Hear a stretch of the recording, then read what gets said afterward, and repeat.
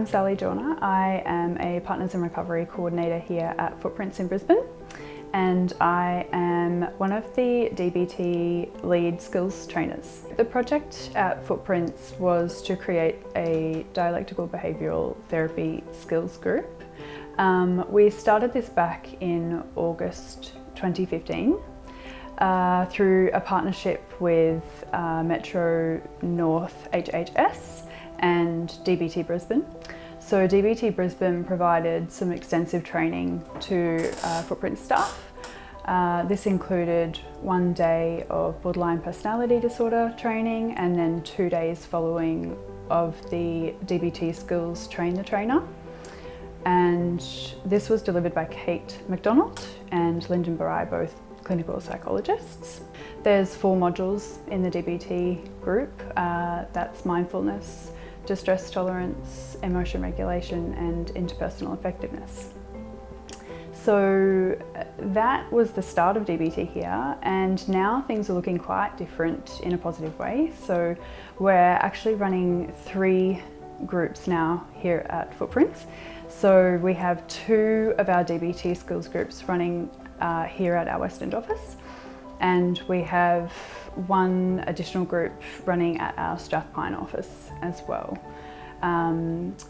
Another addition is that we've incorporated a DBT consultation team meeting that happens on a monthly basis. So that's basically for us to meet as a team of facilitators and to get some guidance around how we're actually running the group. So to make sure that we're adhering to the fidelity of the model, making sure that we're getting some peer supervision, I guess, in that as well. And it's around consistency. Yeah, so the difference for the target group in particular was that sometimes those participants were ineligible for the hospital program, and that may be because they didn't have a diagnosis of borderline personality disorder, or that they didn't have the frequent self-harm or suicidal ideation or suicide attempts.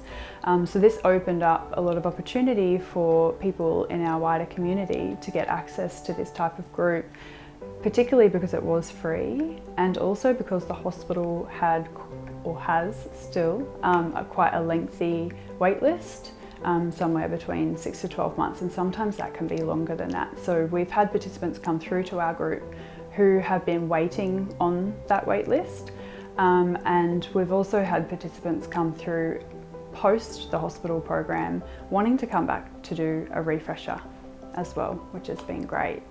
So there were a large amount of outcomes that the DBT program achieved, which was quite exciting. I've had quite a few participants with a common theme, and that one in particular is that they have felt one of the things that they really enjoyed was a sense of belonging. So being in a group with like-minded people who are experiencing similar things. This was a really strong theme that came across in our qualitative data.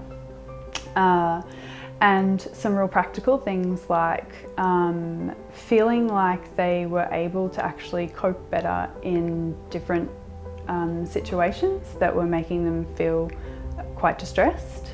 So building on that confidence and actually being able to practically use the skills in relevant contexts. We also had really encouraging retention rates, and this was due to the, level of preparedness that the facilitators put into facilitating the groups, and also the participants showing up and actually being committed to these types of groups and seeing a benefit. One of the key learnings that we made was originally we were using a measurement tool called the DASS, so Depression, Anxiety and Stress Scale. And after engaging in professional supervision through DBT Brisbane, we had agreed to change that tool over to the BSL, which is the Borderline Symptoms List. And the reason for that is that prior to this we were capturing emotions using the DASS tool rather than actually capturing behaviours. So this is quite a significant change that we have implemented. Given the intensive amount of work that's gone into developing this DBT program, it's really important, I guess, to recognise that Footprints now have built a very strong foundation in terms of delivering this to the community. There is a really high demand for this type of service, given that a lot of the skills are around distress tolerance, emotion regulation. These sorts of things will really help people to manage, I guess, their own behaviours without presenting to the hospitals or showing up for an admission, which is likely to put a strain on the hospital system, on the mental health system, which we continue to see. So if this group was not to be refunded or somehow, I guess, sustainable post-June, you know, there is that potential, I guess, for that to happen.